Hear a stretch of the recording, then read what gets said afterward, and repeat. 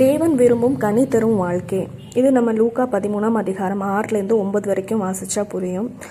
அப்பொழுது அவர் ஒரு உமையை சொன்னான். ஒருவன் தன் திராட்சை தோட்டத்தில் ஒரு அத்தி மரத்தை நட்டிருந்தான். அவன் வந்து அதிலே கனியை தேடின போது ஒன்றும் காணவில்லை. அப்பொழுது அவன் தோட்டக்காரனை நோக்கி, இதோ 3 வருஷமாய் இந்த அத்தி மரத்திலே கனியை தேடி வருகிறேன், ஒன்றையும் காணவில்லை. இதை வெட்டி போடு, இது நிலத்தையும் ஏன் கெடுக்கிறது என்றான். அதற்கு அவன், ஐயா, இது இந்த வருஷமும் இருக்கட்டும், நான் இதை சுற்றிலும் கொத்தி எரு போடுவேன். கனி கொடுத்தால் சரி, கொடுக்காவிட்டால் இனிமேல் இதை வெட்டி போடலாம் என்று சொன்னான் என்றான். இது பார்த்திங்கன்னா கர்த்தர் நம்ம எல்லாரையும் ஆண்டோட தோட்டத்தில் வைத்து எப்படியாவது கனி கொடுக்கணும் அப்படின்னு சொல்லி ஆண்டு பிரயாசப்பட்டு கொண்டு இருக்கிறாங்க. அது நம்ம தகுதி இல்லாதவங்க தான், ஆனால் நம்மளை எப்படியாவது தகுதி உள்ளவங்களாய் மாற்றணும் அப்படின்னு சொல்லி ஆண்டவர் விரும்புகிறாங்க. அது மூலமாக என்ன ஆகும்னா ஆண்டோட நாமம் மகிமைப்படும். இப்போ பார்த்திங்கன்னா ஆண்டவர் கொஞ்ச காலம் கனி கொடாமல் இருக்கிறதுக்காக உடனே கோவப்படுறதில்லை. 3 வருடம் கனி தராங்களா இல்லையான்னு ஆண்டவர் பார்த்துட்டே இருக்காங்க. அதை கவனித்து பார்த்து தான் ஆண்டவருக்கு அந்த கோபம் எழுகிறது.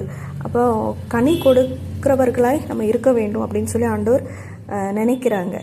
இப்போது அந்த மரம் எப்படி நம்ம மரமாக இருக்கும்போது நம்ம எஜமானுக்கு கனி கொடுக்கணும் அப்படின்னா என்ன ஆகும்னா, எஜமான் அந்த கனியை கிடைத்து அவங்களும் புசிப்பாங்க. மீதியானது என்ன பண்ணுவாங்க, மற்றவங்க சந்தையில் கொண்டு போய் கொடுப்பாங்க. அதே மாதிரி தான் நம்ம ஆண்டவர் இயேசு கிறிஸ்துக்கு நம்ம கனி கொடுக்கும்போது அது மூலமா அநேகர் பிரயோஜனப்படுவாங்க. இப்போது ஒருவேளை நம்ம 2026 இருக்கும், 3 வருடம் ஒரு 2023, 24, 25 நம்ம கனி கொடுக்காமல் இருக்கலாம். ஆனால் இந்த ஆண்டாவது கனி கொடுப்போமா இல்லையான்னு சொல்லி ஆண்டவர் பார்த்துட்டே இருப்பாங்க. 3 ஆண்டுகள் நம்மளை தேடி வந்து ஆண்டவர் எதிர்பார்க்க கனி ஒன்றும் இல்லை. ஆனால் இப்போயாவது கனி கொடுக்குமா, நல்லதாக சபைக்கு நம்ம போகிறோம், நல்லதாக வார்த்தைகளை கேட்குறோம். ஆனால் நமக்கு மற்றவங்களுக்கு நன்மை செய்யணும், மற்றவங்களுக்கு உதவி செய்யணும் அப்படின்னு ஒரு இறுக்கமுள்ள வாழ்க்கையில் வீட்டிலையோ மற்றவர்களுக்கும் எப்படியாவது நம்ம நன்மை செய்யணும் அப்படின்னு ஒரு சிந்தனையோடு நம்ம செயல்படுறோமா இல்லையான்னு ஆண்டவர் பார்ப்பாங்க. கனி கொடுக்கறதுன்னு சொன்னால் மற்றவங்களுக்காக பரிந்து பேசுகிறதா இருக்கலாம், குடும்பத்துக்காக, நம்ம உறவினருக்காக, அவங்க ரட்சிப்புக்காக செயல்படுறதா இருக்கலாம், இல்லை ஆண்டவர் நமக்கு கொடுத்த ஆசீர்வாதங்களை நம்ம பகிர்ந்து கொடுக்குற ஊழியங்களுக்கு கொடுக்கறதா இருக்கலாம், நமக்கு இருக்கிறதுல மற்றவங்கள நன்மை செய்கிறதா இருக்கலாம். இப்படிப்பட்ட நல்ல விஷயங்கள் நமக்குள்ளே இருக்குதா இல்லையா, ஆண்டோட வார்த்தை நம்ம ஆண்டுக்குள்ளே வந்த பிறகு கற்றுக்கொண்ட ஒவ்வொரு வார்த்தையும் நம்ம நடைமுறையில் செய்கிறோமா இல்லையா, இதெல்லாம் தான் ஆண்டவர் கவனித்து பார்த்து தான் நம்ம கனி கொடுக்குறோமா இல்லையா அப்படின்னு சொல்லி ஆண்டவர் பார்க்குறாரு.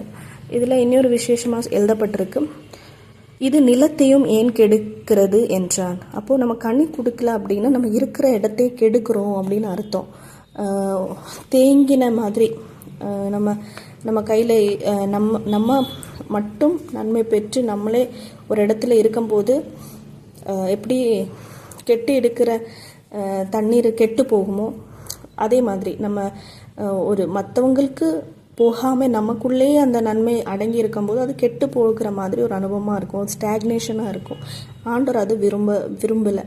ஆண்டவர் என்ன யோசிக்கிறாங்கன்னா, நம்ம மூலியமாக நம்ம பெற்ற தேவனிடத்தில் நம்ம பெற்ற இரக்கம் என்ன ஆகணும், மற்றவங்களுக்கும் பயன்படுத்தணும், மற்றவங்களுக்காக நம்ம செயல்படணும். அது பணமாக இருக்கலாம், செல்வமாக இருக்கலாம், நம்மளோட ஜபமாக இருக்கலாம். இப்படியாகி ஒவ்வொரு காரியத்தையும் நம்ம மற்றவங்களுக்காக நம்ம செயல்படணும், மற்றவங்களுக்கு நம்ம ஆசீர்வாதமாக இருக்கணும் அப்படின்னு சொல்லி ஆண்டவர் விரும்புகிறாங்க. எவன் தண்ணீரை பாய்ச்சுகிறானோ அவனுக்கு தண்ணீர் பாய்ச்சப்படும் என்று அப்படின்னு சொல்லப்பட்டிருக்கு. ஸோ நம்ம மற்றவங்களுக்கு செய்யும்போது தான் ஆண்டவர் நமக்கு தொடர்ந்து செய்ய முடியும். நம்ம மற்றவங்களுக்கு செய்யாமல் இருந்து ஒரு குறிப்பிட்ட காலத்தில் நம்மளே அங்கே தேங்கி நிற்கும்போது அந்த இடத்தையும் நம்ம கெடுக்கிற மாதிரி ஆயிடக்கூடாது அப்படின்னு சொல்லி ஆண்டவர் இந்த ஊமை மூலயமா நமக்கு கற்றுக் கொடுக்குறாரு. நம்ம இதில் கவனித்து இந்த காரியத்தை ஆண்டவர் நம்மக்கிட்ட எதிர்பார்க்குற காரியத்தை செய்வோம். ஆண்டவருக்கு மகிமை உண்டாகட்டும்.